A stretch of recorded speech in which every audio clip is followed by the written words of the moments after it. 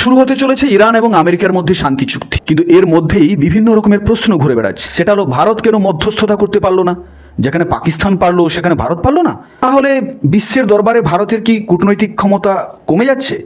বিশ্বের দরবারে ভারত কি গুরুত্বহীন হয়ে যাচ্ছে? দেখুন, পাকিস্তানকে কেউই মেনে নেয়নি, না ইরান মেনেছে না ইসরায়েল মেনেছে, কেউই প্রথম মানতে চায়নি। ইসরায়েল তো বলেই দিয়েছিল তারা পাকিস্তানকে বিশ্বাস করে না। কিন্তু ঘটনা হচ্ছে এখানে আমেরিকার চাপ রয়েছে। দ্বিতীয়ত, ভারত যদি মধ্যস্থতা করত, ভারত কিন্তু আমেরিকার কথা অনুযায়ী সমাধানটা করতো না।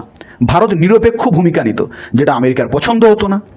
পাকিস্তানের প্রধানমন্ত্রী শাহবাজ শরীফ হলো ট্রাম্পের এক প্রকার চাকরের মতো। ট্রাম্প যা বলে শাহবাজ শরীফ তেমনই মাথা নাড়ে। ওই দেখলেন না, কয়েকদিন আগে শাহবাজ শরীফ একটা টুইট করতে গিয়েছিল, যেটা ট্রাম্প লিখে দিয়েছিল শাহবাজ শরীফকে, মানে পুরো ড্রাফট লেখা আছে একদম। মানে শাহবাজ শরীফ পুরো কপি পেস্ট করেই এটা টুইট করেছিল। মানে হয় না এরকম যে কপি পেস্ট করলে তো একটা বুদ্ধি দরকার, যে কিছু নাহলে একটা ডিলিট করে কিংবা কিছু এদিক সেদিক বাদটা দিয়ে করতে হয়।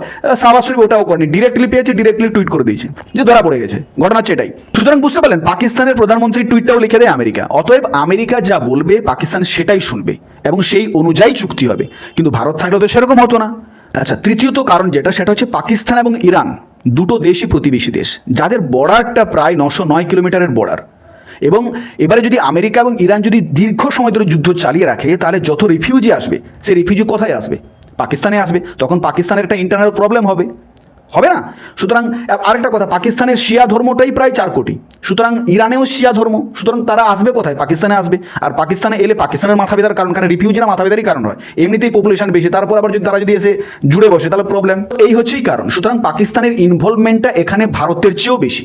তাই ভারত কেন মধ্যস্থতা করলো না, এটাকে নিয়ে মাথা ঘামাবেন না। কারণ আমরা কারোর চাকর নই, আমরা নিরপেক্ষ ভূমিকা পালন করি, আমরা সত্য কথা বলি, আমরা সঠিক কথা বলি। মনে রাখবেন, গোটা বিশ্ব আমাদের সম্মান করে।